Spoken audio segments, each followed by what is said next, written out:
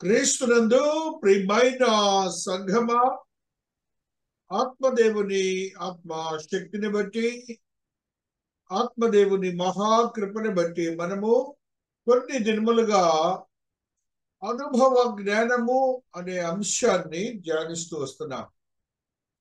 పేతురు భక్తుడు పరిశుద్ధాత్మతో నింపబడిన వాడై ఒక విశ్వాసికి ఉండవలసిన లక్షణాలని గురించి ఆయన పరిశుద్ధాత్మతో తెలియచేసిన స్థితిని మనము 2 పేతురు గ్రంథంలో చూసాం. ఆ 2వ పేతురు గ్రంథంలో ఆయన రాసినటువంటి అనుభవ జ్ఞానంలో ఉన్న సత్యాలను మనము ధ్యానిస్తూ వస్తున్నాం.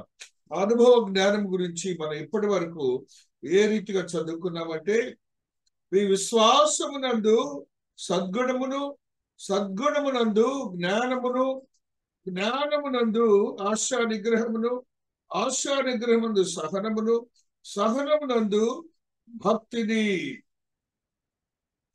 ఇవాళ భక్తిని గురించి మనం ధ్యానిద్దాం. సహనము, పేషెన్స్, ఇవన్నీ ఈ గుణాలన్నీ ఒక్కొక్కటి ఫిల్టర్ చేసుకుంటూ రమ్మంటాడు విశ్వాసిని. యేసుక్రీస్తుని నమ్మటం అనేది ఒక విశ్వాసం. యేసుక్రీస్తుని నమ్మటం అనేది ఒక విశ్వాసం. ఆ విశ్వాసంలో ఏ శుద్ధీకరణ ఉండాలో అది చెప్తున్నాడు అనమాట. విశ్వాసం అందరికీ ఉంటుంది. యేసుక్రీస్తు దేవుడని మన సహోదరులు సహోదరులు కూడా వాళ్ళ దేవుడి పక్కనే ఒక బొమ్మ పెడతారు, తెలుసలేదు, అక్కడే పెడతారు. వాళ్ళు ఇంకొక సాయిబుల బొమ్మ కూడా పెడతారు అక్కడే. ఇది విశ్వాసమే. కానీ ఈయనేమంటున్నాడంటే, ఆ విశ్వాసంలో ఏముండాలంటున్నాడు? ఈ గుణగణాలు ఉండాలంట విశ్వాసకి.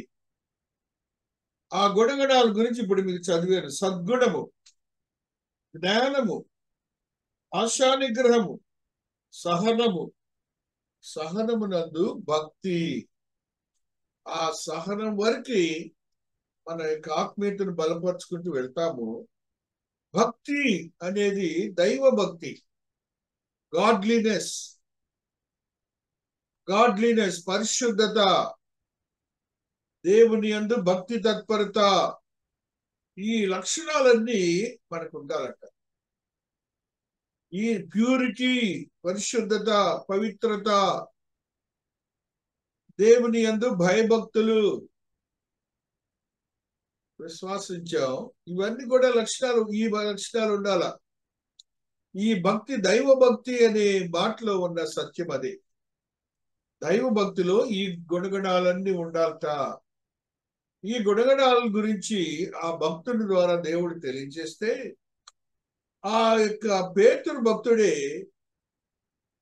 ఆ మాట్లాడిన మాటని ఒకసారి 2 పేతురు 1వ అధ్యాయంలోనే 3వ వచనాన్ని ఒకసారి చదువుకుంటే, తన మహిమను బట్టి, గుణాతిశయమును బట్టి మనలను పిలిచిన వారిని గూర్చిన అనుభవ జ్ఞాన మూలముగా, మనలను పిలిచిన వారిని గూర్చిన అనుభవ జ్ఞాన మూలముగా, మనల్ని పిలిచారే ఏ దేవుడైతే యేసై ఉన్నాడో ఆయన అనుభవ జ్ఞానము మూలముగా. జాగ్రత్తగా వినాలి మీరందరూ. మనకి అనుభవ జ్ఞానం రావటం అనేది ఒక వంతు అయితే, ఆయనకున్నటువంటి శుద్ధీకరణ, పవిత్రత, ఇవన్నీ సహనము, దాని వలన ఏమవుతుందిట ఆయన చెప్తున్నారు ఇక్కడ. ఆయన దైవ భక్తి, జీవమునకు భక్తిని కావలసిన వాటన్నిటినీ మనకు దయచేయించున్నందున. ఎవరిస్తారట ఇవన్నీ కూడాను? ఆయనే ఇవ్వాలి. భక్తి, దైవ భక్తి, జీవమునకు ఆయన ఇచ్చే యోగ్యకరమైన స్థితి ఏమిటంటే, దేవుని గూర్చినటువంటి కావలసినవన్నీ. జీవం అంటే నీ యొక్క ఆత్మ రక్షణ. ఏమవుతుంది? ఇది నరక ప్రాప్తులు కాకుండా స్వర్గ ప్రాప్తులయ్యే భక్తి కావాలి. అది ఆయనకున్నది, నీ దేవునికి. అది దాని మూలంగా నీకు ఇవన్నీ ఇచ్చారట. భక్తిని ఇచ్చారట, దైవ భక్తిని ఇచ్చారట. దాన్ని మరి ఆయన ఇచ్చినప్పుడు మనం ఏం చేయాలా? దేవుడు వరాలు ఇస్తే ఏం చేస్తాం? ఎంపర్లాడుతూ తీసుకుంటావు కదండి. అలాగే నీ భక్తిని తీసుకోవాలి. అయితే నీకు ఏదో వరం ఇస్తుంటే తీసుకొని ఆనందిస్తావు. ఆయన చెప్పినటువంటి దైవ భక్తిని కూడా నువ్వు స్వీకరించాలి. అది వేళ వాక్యం. కాబట్టి గాడ్లీనెస్ అనేది విశ్వాసికి ఉండాలి. ప్రార్థనలు చేశారు సంఘంలో విశ్వాసుల గురించి. ఇదే ఇందులో ఐరనీ అదే దేవుడు చెప్తున్నాడు. అది అంటున్నాడు చూడండి, భక్తిని కావలసిన వాటన్నిటినీ మనకు దయచేస్తున్న అందున దేవుని గూర్చినట్టు మన ప్రభు అయిన యేసుని గూర్చినట్టు అనుభవ జ్ఞానం వలన మీకు కృపయు సమాధానంలో విస్తరించునుగాక. ఇవన్నీ కూడా దేని వల్ల వస్తున్నాయట? ఆయన లక్షణాలని చెప్తున్నాడు. మనం ఇప్పుడు అనుభవ జ్ఞానం గురించి ధ్యానించామే. ఇవన్నీ నీ దేవుని లక్షణాలు. దాని ద్వారా మన కృపను విస్తరింపబడుతున్నది. నీ తండ్రికి అదే లక్షణము, నీ యొక్క తండ్రి అయిన కుమారుడైన యేసయ్యకి అదే లక్షణాలు. దాని వలన మనకి ఇవన్నీ వస్తున్నాయని అంటున్నాడు. కాబట్టి మనము ఈ భక్తిలో ఇవన్నీ సంపాదించుకున్నవన్నీ నివారణ becoming the image of the God. దేవుని స్వారూప్యము నీలోనికి ప్రవేశిస్తున్నది. దేవుని యొక్క మహిమాన్వితమైన రూపము నీలోనికి ప్రవేశిస్తుంది. ఆయన అంటున్నారు, నా వలే నిన్ను నీవు తృణీకరించుకొని నీ కాడిని నువ్వు మోసి నా వలే ఉండమంటున్నాడు. కాబట్టి నువ్వేమవుతావంటే ఇవన్నీ ఉన్నప్పుడే ఆయన వలే అవుతావు. ఆయన వలే ఇప్పుడు గడ్డాలు పెంచి తిరుగుతున్నారు చాలా మంది. వాళ్ళు అంటున్నారు, ఒక యవనస్తుడు అంత జ్ఞానంలో ఉన్నాడు, క్రైస్తవ యవనస్తుడు, యేసయ్య కూడా పెంచాడుగా. కానీ నువ్వు చేసే పనులు రాత్రులు, నువ్వు చేసే పనులు పగలు, ఇవన్నీ దేవుడు చేస్తాడా? మళ్ళీ ఆయన అవమానపరచటం. శరీరం యొక్క సౌష్ఠవం కాదు ఆయన చెప్తుంది మనతో. దుస్తులు వేషధారణ కాదు. ఈ లక్షణాలన్నీ నీలో ఉండాలట. ఈ లక్షణాలు లేకుండా విశ్వాసి కాదు. అది దేవుని లక్షణాలు. ఆ లక్షణాలన్నీ నీలో ఉండాలి. ఆ భక్తిని ఆ రీతిగా నువ్వు దేవునికి తెలియచేయాలి. ఆ స్థితిని నువ్వు పొందినప్పుడు వృథా. ఆ స్థితి నువ్వు పొందినప్పుడు వృథా. 3వ అధ్యాయము 1 పేతురు 2 పేతురులోనే 11వ వచనం కూడా చదువుదాం. 3వ అధ్యాయంలో ఉన్న ఈ సత్యాన్ని, దేవదూతలు వారి కంటే మరి మూడు కదా, ఇవన్నీ ఇట్లు లయమైపోవును కనుక ఆకాశములు రములుకొని లయమైపోవునట్టు పంచభూతములు మహావేంద్రముతో కరిగిపోవునట్టు దేవుని దినపు రాకడ కొరకు కనిపెట్టుచు దానిని ఆపేక్షించుతూ మీరు పరిశుద్ధమైన ప్రవర్తనతోను భక్తితోను ఎంతో జాగ్రత్త గలవారై ఉండవలెను. అది ఈ యొక్క భక్తి ఎలాగుండాలంటున్నాడండి. ఇందులో ఈ పాయింట్ ఎప్పుడన్నా మన వ్యక్తిగత ప్రార్థనలో పెట్టుకున్నావా? సంఘం లాంటివి చేస్తాం. వ్యక్తిగత ప్రార్థనలో నీ భక్తిలో ఏమైనా పెట్టావండి? అయ్యా, నువ్వు అన్నావే క్రొత్త ఆకాశం కొత్త భూమి వస్తుందని, ఈ భూమి అన్న పంచభూతాలన్నీ లయమైపోతాయని నువ్వు అన్నావు కదా, అవి ఎప్పుడు వస్తాయి అయ్యా అనే భక్తిని దేవుడికి ఎప్పుడైనా తెలియజేసావా? అదే అడుగుతున్నాడు. చూడండి, ఇవన్నీ లయమైపోవునవి కనుక ఆకాశములు రవులుకొని లయమైపోవునట్టు పంచభూతములు మహావేణతో కరిగిపోయినట్టు దేవుని దినపు రాకడ కొరకు కనిపెడుచు దానిని ఆశతో ఆపేక్షించుతూ. ఆశ త్వరపెట్టాలంట. ఆశ త్వరపెట్టాలట. ఏమని ఆశ? నీ రాకడని ఆశ నీ భక్తులు. ఇంకా ఏదో బ్రతకాలి, ఇక్కడ ఏదో చేయాలని తప్పన కాకుండా మహాదేవుడు చెప్తున్నది ఏంటంటే ఆయన రాకడ కొరకు ఎదురు చూసే భక్తి ఉండాలి. ఆ భక్తిలో కూడా నీవు మా కోసము క్రొత్త ఆకాశం క్రొత్త భూమిని ఇస్తానన్నావు కదా. ఇవన్నీ ఇవన్నీ కూడా ఏంటి? దేవాతి దేవుని యొక్క శాపగ్రస్తమైన కదా ఇప్పుడున్న భూమి, ఇప్పుడున్నటువంటి పంచభూతాలు ఇవన్నీ వేంద్రంతో నాశనం అవుతాయండి, వికటమైన వేంద్రంతో. ఇందాక వాక్యంలో భూమి కూడా సంతోషిస్తుందట, ఆనందిస్తుందట. దేవుని యొక్క పిలుపుని బట్టి అలాగే ఉండాలి మనం కూడా. అదే భక్తి అంటున్నాడు. చూడండి ఆయన అంటున్నాడు, దేవుని దినపు రాకుడు కొరకు కనిపెట్టుచు దానిని ఆశతో ఆపేక్షించుచు. కింద రాస్తున్నాడు, త్వరపెట్టుచు. దేవుని దినపు రాకుడు కొరకు ఆశతో ఆపేక్షించుతూ కనిపెట్టుచు ఉండాలట. అది నీ భక్తిలో ఒక భావం అయి ఉండాలి. నీ ప్రార్థన అంశాల్లో ఇదొక అంశమై ఉండాలి. దేవుని భక్తి తత్పరతలో ఇదొక భావం నీలో నిమగ్నమై ఉండాలి. అది భక్తి, దైవ భక్తి అంటే అది. అది ఈ యొక్క అనుభవ జ్ఞానంతో కూడా ఉండాలని దేవుడు చెబుతున్నాడు. అందులో ఒక భాగమై ఉంటుందని మహాదేవుడు మనతో మాట్లాడుతూ వస్తున్నారు. 2 తిమోతి 2:26 కూడా ఒక సత్యాన్ని చదువుదాం. 2:26 సత్య విషయమైన అనుభవ జ్ఞానము వారికి కలుగుటకై, జాగ్రత్తగా వినండి, సత్య విషయమైన అనుభవ జ్ఞానము వారికి కలుగుటకై దేవుడు ఒకవేళ ఎదురాడు వారికి మారు మనస్సు దయచేయును. సంఘంలో ఎన్ని ఏంటంటే భాస్కర్ ఏదో చెబుతుంటాడు, యేసుక్రీస్తుని అక్కడిని మనం రక్షకుడిగా ఒప్పుకుంటే చాలు, విశ్వసిస్తే చాలు అనే బ్యాచ్లు ఉన్నారు చూడు. దాని గురించి చెబుతున్నాడు దేవుడు. సత్య విషయమైన అనుభవ జ్ఞానము వారికి కలుగుటకై. వారిని కూడా వదలడంట దేవుడు.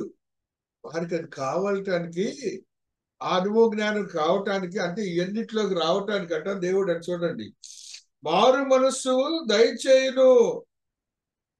దానికంట కారణం ఏంటో కూడా చెబుతున్నాడు దేవుడు చూడండి. అందువలన సాతాను తన ఇష్టము చొప్పున చెరపట్టిన వీరు వారిని ఉరిలో నుండి తప్పించుకొని వేలుకొనుదరేమో అని. వాళ్ళందరూ ఎవరు? ఈ అనుభవ జ్ఞానం వద్దనే బ్యాచ్ అంతా సాతాను బంధకముల్లో ఉన్నవాళ్ళు. అప్పుడు దేవుడు ఎన్నింటిని చూసి వేలుకొనుదరేమో అని ప్రభువు యొక్క దాసుడు అటు వారిని సాత్వికముతో శిక్షించుచు జగడమాడక అందరి ఎడల సాధువుగాను బోధింప సముద్రుడిగాను కీడును సహించువాడుగాను ఉండాలి. ఇవన్నీ చెప్తుంటే ఏదో పిచ్చి మాటలని చెబుతారుగా కాపరిని. పని పాట లేకుండా ఏదో ఒకటి చెబుతుంటాడు అయ్యని, దానికి పిచ్చి మాటలని మాట్లాడుతుంటాడు కదా. ఇవన్నీ సహించాలట కాపరి. అనగా సాతాను లక్షణాలు కదా అవి. వాటన్నిటిని సహిస్తే వాళ్ళు మారు మనసులోనికి వస్తారు, దేవుని యొక్క అనుభవ జ్ఞానాన్ని పొందుతారు.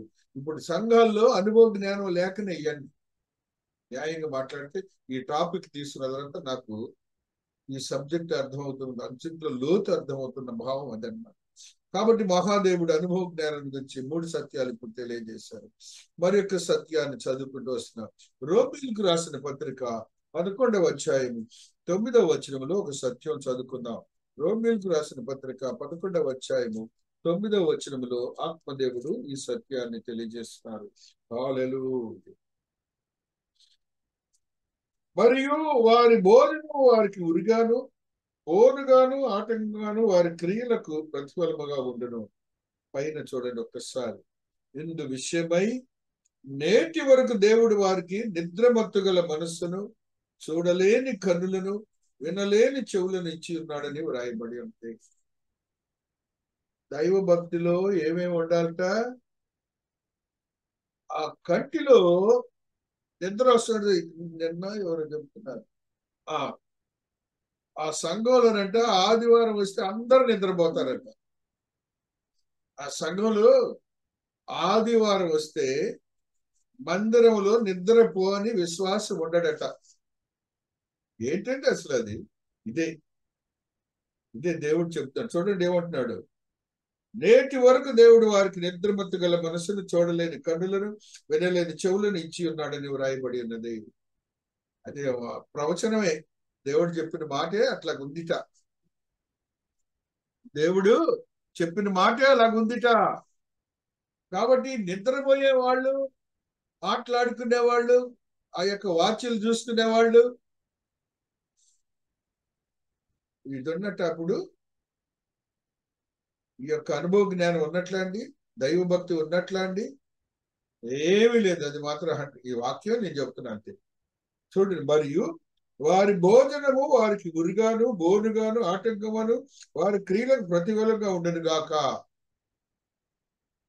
ప్రేమ విందుల్లో దానికి తపన పడే వాళ్ళ గురించి కూడా రాస్తున్నాడు ఇక్కడ. దానికోసమే మందిరానికి వచ్చే బ్యాచ్లు ఉంటారు, వాళ్ళ గురించి మాట్లాడు. వారికి భోజనము వారికి ఉరిగాను బోనుగాను ఆటంకము క్రియలకు ప్రతిఫలంగా ఉండను. ప్రతి సున్నితమైన విషయాన్ని దేవుడు చెప్తారండి. ఏ మాత్రము చీకటి కమ్మును గాక, వారు చూడకున్నట్లు వారి కన్నులకు చేపట్టి కమ్మును, వారి వీపుని ఎల్లప్పుడూ వంగిపోవునట్లు చేయము అని దావీదు చెప్పుచున్నాడు. కాబట్టి నేను అడుగునది ఏమనగా, వారు పడిపోవునట్లుగా తొట్టిల్లరా, అట్లనరాదు. వారికి రోషం పుట్టించే వారి తొట్టుపాటు వల్ల అన్యజనులకు రక్షణ కలిగెను. వారి తొట్టుపాటు లోకమునకు ఐశ్వర్యమును, వారి క్షీణదశ అన్యజనులకు ఐశ్వర్యం అయినట్లా వారి పరిపూర్ణత ఎంత ఎక్కువగా ఐశ్వర్యమగును. మహాదేవుడు ఐశ్వర్యం అంటే పరలోకములో మనము ఆయన ఐశ్వర్యవంతుడిగా ఉండే స్థితిని ఐశ్వర్యం అంటారు. గొప్ప ధనవంతులుగా మనం తీర్చబడతాం అంటే దేవునితో ఉంటే గొప్ప ధనవంతులు చాలండి, ఈ లోకంలో కాదండి. అది దేవుడి దినాన్ని మనతో మాట్లాడుతున్నారు. కాబట్టి మహాదేవుని మహాకృపను బట్టి ఆత్మీయతలో స్థిరపరచబడినటువంటి మనమందరం కూడాను, ఆత్మీయతలో బలపరచబడిన మనమందరం కూడాను ఏ రీతిగా ఉంటున్నామని ఆశ్చర్యకరంగా మార్చబడి అంటామా. 2 తిమోతి 1:1 ఒక సత్యాన్ని చదువుదాం. 2 తిమోతి 1:1 ఒక సత్యాన్ని చదువుకుందాం. 1:1 క్రీస్తు యేసునందున్న జీవమును గూర్చిన వాగ్దానమును బట్టి దేవుని చిత్తం వలన క్రీస్తు యేసు అపొస్తలుడైన పౌలు ప్రియమైన తిమోతికి శుభమని చెప్పి వ్రాయినది. తండ్రి అయిన దేవుని నుండి మన ప్రభు అయిన క్రీస్తు యేసు కృపయు కనికరమును సమాధానమును కలుగును గాక. ఇవే మనకు వచ్చేది. దేవుని దగ్గర నుంచి ఏమేమి వస్తాయట? ఇవన్నీ ఉంటే కృపయు కనికరమును సమాధానం వస్తాయి. దానిని మనం అనుభవించడానికి వీలైన యోగ్యతను సంపాదించుకోవాలని ఆత్మదేవుడు తెలియజేస్తాడు. కాబట్టి ఇది కూడా చదువుకొని ముగించుకుందాం. పైకి భక్తి గల వారి వలె ఉండి దాని భక్తిని ఆశ్రయించని వారినై ఉందరు. ఇట్టి వారికి విముఖుడుగా ఉండము. జాగ్రత్తగా ఉండాలి. వాళ్ళు డూపు భక్తులు ఉంటారు కదా, అది భక్తి అనుకొని నువ్వు కాపరిగా కానీ విశ్వాసిగా కానీ వెళ్ళావనుకో, నీవు నాశనం అయిపోతావు. అనుభవ జ్ఞానం లేని బ్యాచ్ అది. అనుభవ జ్ఞానం ఉంటే దేవుడు ఆశీర్వాదాలు చెప్పాం కదా, దాన్ని చూసాం, అట్టి ఆశీర్వాదాలు పొందుతాం. దేవుడు ఈ పరిశుద్ధ వాక్యమును దీవించి ఆశీర్వదించును గాక. మిగతాది